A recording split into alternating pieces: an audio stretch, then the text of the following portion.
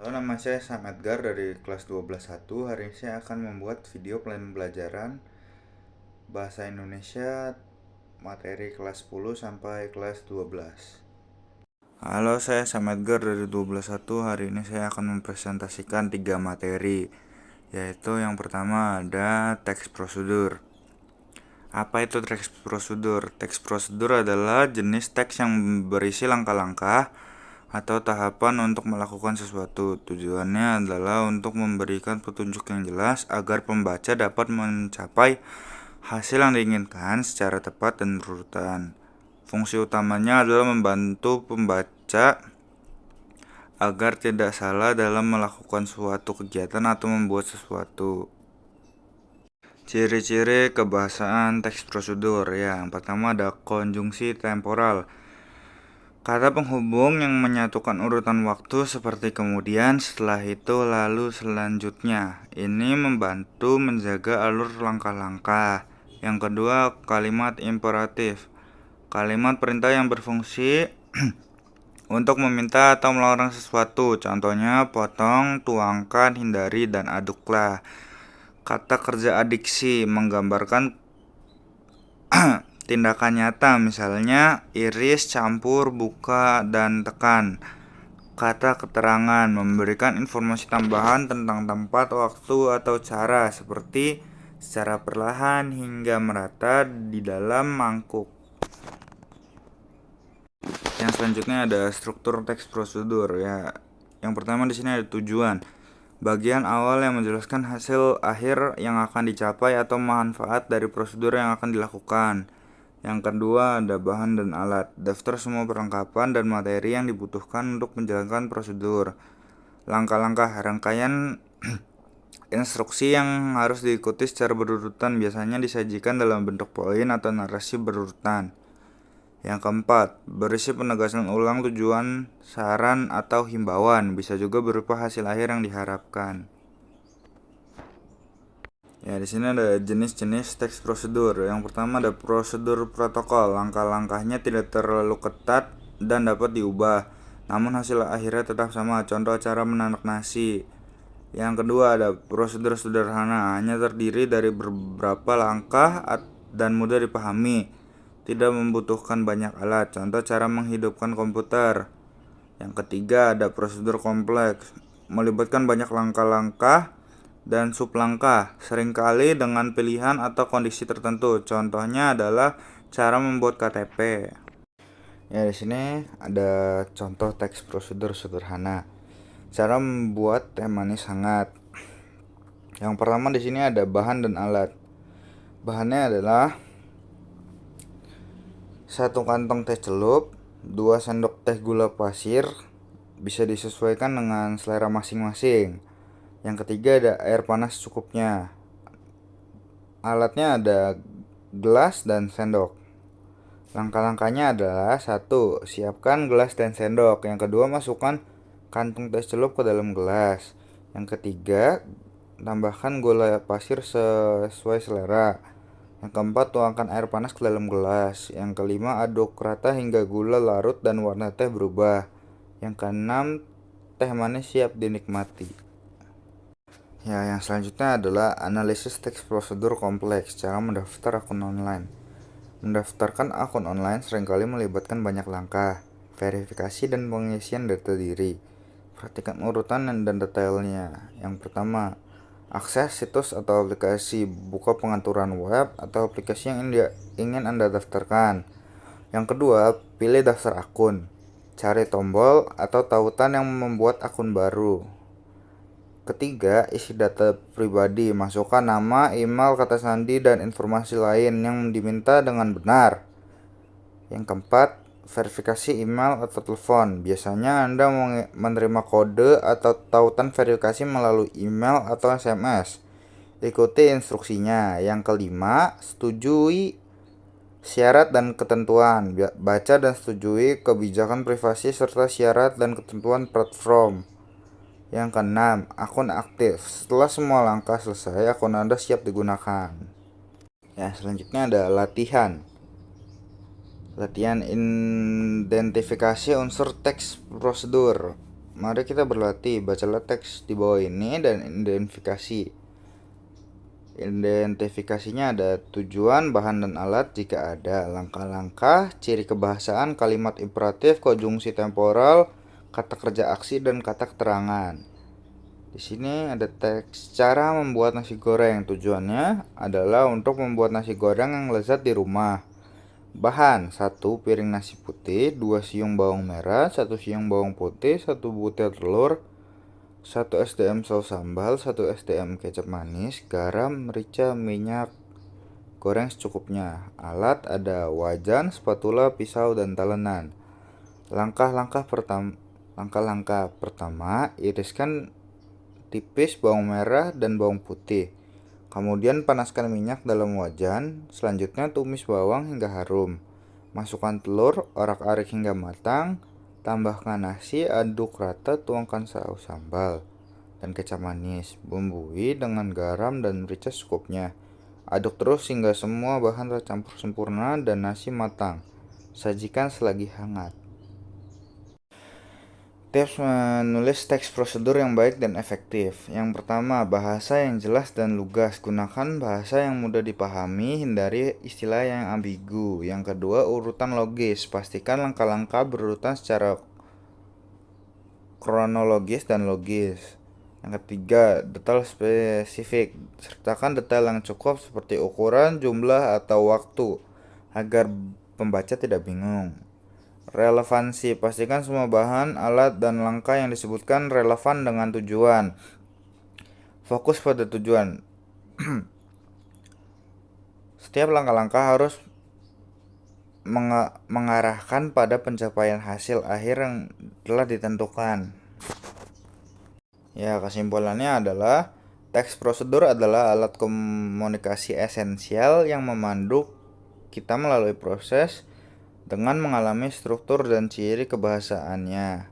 Kita dapat membuat panduan yang efektif dan mudah diikuti. Sekian presentasi teks prosedur dari saya. Kita akan next ke presentasi selanjutnya. Ya, presentasi saya selanjutnya adalah teks biografi.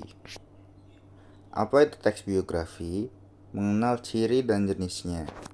Definisi: teks biografi adalah riwayat hidup seseorang yang ditulis oleh orang lain, berisi kisah, perjalanan, pengalaman, dan prestasi tokoh.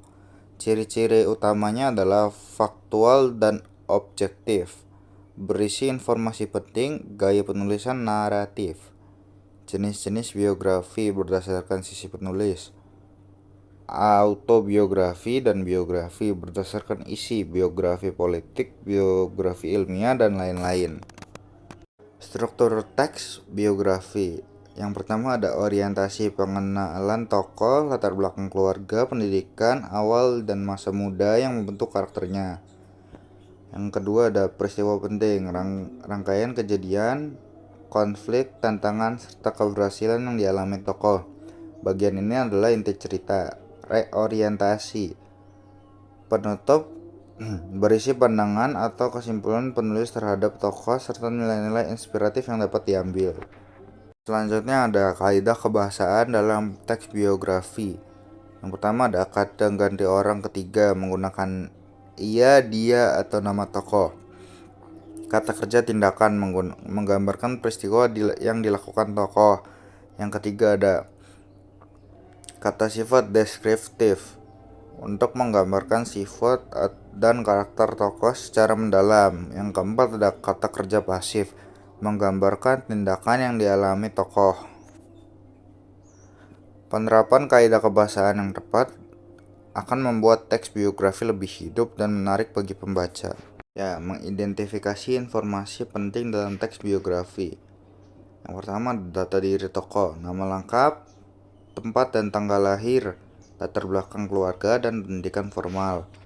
Yang kedua ada perjalanan hidup seperti pendidikan, karir, pengalaman, dan peristiwa krusial yang membentuk tokoh. Yang ketiga ada prestasi dan kontribusi, penghargaan, karya, atau dampak yang signifikan yang diberikan tokoh kepada masyarakat atau bidangnya. Yang keempat ada nilai dan teladan, sikap, sifat, dan pelajaran hidup yang bisa diambil dari perjuangan tokoh. Ya, selanjutnya ada menganalisis pola penyajian dan karakter unggulan tokoh. Pola penyajian. Yang pertama ada kronologis, urutan waktu kejadian. Yang kedua ada fokus isu, menyoroti aspek tertentu dari kehidupan tokoh. Yang ketiga, gabungan kombinasi dari keduanya. Karakter unggulan, temukan sifat-sifat menonjol seperti ketekunan, integritas, semangat pantang menyerah atau visioner yang membuat tokoh inspiratif. Selanjutnya menemukan pesan dan keteladanan dari tokoh biografi. Yang pertama di sini adalah pesan moral. Pelajari nilai-nilai kehidupan dan filosofi yang dipegang teguh oleh tokoh. Bagaimana mereka menghadapi tantangan dan membuat keputusan penting. Yang kedua ada inspirasi tindakan. Temukan aksi nyata atau strategi yang diterapkan tokoh untuk mencapai tujuan mereka. Ini bisa menjadi pandangan bagi kita. Refleksi diri. Gunakan kisah tokoh untuk merenungkan diri sendiri. Apa yang bisa kita terapkan dari pengalaman mereka dalam kehidupan kita. Ya, di sini ada praktik menulis kutipan atau ringkasan teks biografi. Kutipan langsung, hidup itu harus terus menyala, tidak boleh padam, oleh R.A. Kartini. Pilih kalimat yang paling berkesan atau mempresentasikan inti pemikiran tokoh. Pastikan untuk mencantumkan sumbernya. Ringkasan biografi, fokus pada poin-poin utama, pengenalan, pencapaian krusial, dan dampak. Tulis ulang dengan gaya bahasa sendiri, tetap menjaga esensi cerita. Telaah contoh teks biografi tokoh nasional. Analisis bagaimana struktur, kaidah kebahasaan, dan pesan inspiratif disajikan dalam biografi tokoh-tokoh besar seperti I.R. Soekarno, B.J. Habibie, dan R.A. Kartini. Pelajari teknik penulisan mereka untuk memperkaya gaya Anda. Ya, yang terakhir ada kesimpulan dan tantangan menjadi penulis biografi andal. Yang pertama, penguasaan riset. Kedalaman riset adalah kunci biografi yang akurat dan kaya data. Gaya penulisan menarik. Gabungkan fakta dan narasi yang mengalir dan memikat pembaca. Yang ketiga, objektivitas dan empati. Sajikanlah dengan jujur, namun tetap dengan pemahaman mendalam terhadap tokoh. Menulis biografi adalah seni merangkai kehidupan menjadi inspirasi. Teruslah berlatih dan berkreasi. Ya, sekian presentasi teks biografi oleh saya. Akan saya lanjutkan dengan presentasi yang ketiga. Ya, materi saya yang selanjutnya adalah membahas tentang novel. Mengapa novel itu penting? Novel bukan sekadar cerita hiburan, ia adalah cerminan kehidupan, jendela menuju berbagai realitas, dan suasana untuk memahami diri sendiri dan dunia di sekitar kita. Poin-poin penting novel yang lainnya adalah meningkatkan empati dan pemahaman terhadap sudut pandang lain, mengembangkan imajinasi dan kreativitas, memperkaya kosakata dan kemampuan bahasa, menyajikan pelajaran hidup dan nilai-nilai moral, menjadi saksi sejarah dan budaya suatu masa. Membedah struktur novel, unsur intrinsik dan ekstrinsik. Sebuah novel dibentuk oleh elemen-elemen yang saling terkait menjadi unsur intrinsik dalam cerita dan ekstrinsik luar cerita. Unsur intrinsik, elemen-elemen yang membangun cerita di dalam membentuk keutuhan narasi, seperti tema, tokoh, dan penokohan, alur, latar atau setting, gaya bahasa dan sudut pandang, dan ada amanat. Yang selanjutnya adalah unsur ekstrinsik, faktor-faktor di luar cerita yang mempengaruhi penciptaan novel, seperti latar belakang masyarakat, sosial, budaya, dan politik, latar belakang pengarang, riwayat hidup, aliran sastra, dan lain-lain, dan nilai-nilai dalam cerita seperti agama, moral, sosial, dan budaya. Yang selanjutnya adalah Karakterisasi dalam novel. Siapa tokoh-tokoh di balik cerita? Tokoh adalah individu rekaan yang mengalami peristiwa dalam cerita, sedangkan penokohan adalah cara pengarang menggambarkan dan mengembangkan karakter-karakter tokoh-tokoh tersebut. Tokoh utama atau disebut protagonis adalah pusat perhatian cerita. Tokoh penentang atau antagonis menjadi penghalang bagi protagonis. Tokoh pembantu atau tritagonis atau figuran mendukung tokoh utama atau antagonis. Metode penokohan dapat berupa langsung atau telling atau tidak langsung atau showing. Latar dan alur cerita. Latar atau setting, segala keterangan mengenai waktu, ruang, dan suasana terjadi peristiwa dalam cerita. Latar berfungsi memperkuat kesan realistis. Yang selanjutnya ada alur atau plot. Rangkaian peristiwa dan menjalin berdasarkan hubungan sebab akibat dari awal hingga akhir cerita. Alur bisa maju, mundur, atau campuran. Gaya bahasa dan majas. Gaya bahasa adalah cara pengarang menyampaikan cerita, termasuk pilihan kata dan kalimat untuk menciptakan efek tertentu. Majas adalah gaya bahasa kiasan untuk memperindah makna. Ya, di sini ada empat gaya bahasa dan majas.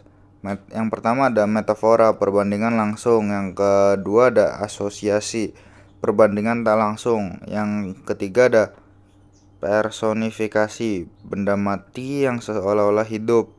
Yang keempat ada hiperbola, pernyataan berlebihan. Tema dan amanat tersembunyi dari pengarang. Tema adalah gagasan pokok atau ide dasar yang menjadi landasan utama sebuah novel. Tema seringkali bersifat universal dan dapat ditemukan dalam berbagai karya sastra. Cinta, keluarga, persahabatan, perjuangan, keadilan, kekuasaan, identitas, konflik batin, kemanusiaan, amanat. Amanat adalah pesan moral atau pelajaran yang ingin disampaikan pengarang kepada pembaca. Amanat bisa disampaikan secara eksplisit atau tersurat atau implisit secara tersirat. Yang selanjutnya adalah analisis novel pilihan, contoh dan diskusi mendalam. Mari kita terapkan teori yang telah dipelajari dengan menganalisis salah satu novel populer, misalnya Laskar Pelangi karya Andrea Hirata. Latarnya adalah setting yang kuat di Belitung dengan nuansa kemiskinan dan semangat belajar. Tokohnya, karakter-karakter ikonik seperti Ika, Lintang, dan Mahar dengan kepribadian yang unik. Tema dan amanat, pentingnya pendidikan, perjuangan persahabatan, dan keyakinan akan impian. Ya, di sini selanjutnya ada kesimpulan dan tantangan.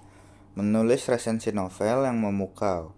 Memahami struktur dan elemen novel adalah kunci untuk mengapresiasi sebuah karya sastra sepenuhnya. Kini, tanggapan bagi Anda adalah mengaplikasikan pemahaman ini dalam menulis resensi. Resensi yang baik menyajikan gambaran isi, menganalisis unsur-unsur intristik dan ekstristik, serta memberikan evaluasi jujur dan berimbang. Dengan demikian, kita tidak hanya menjadi pembaca yang pasif, tetapi juga penikmat dan kritikus sastra yang cerdas. Ya, sekian saja video pembelajaran bahasa Indonesia dari saya. Maafkan jika ada kesalahan kata atau kesalahan pembacaan. Terima kasih telah menonton dan sampai jumpa lagi.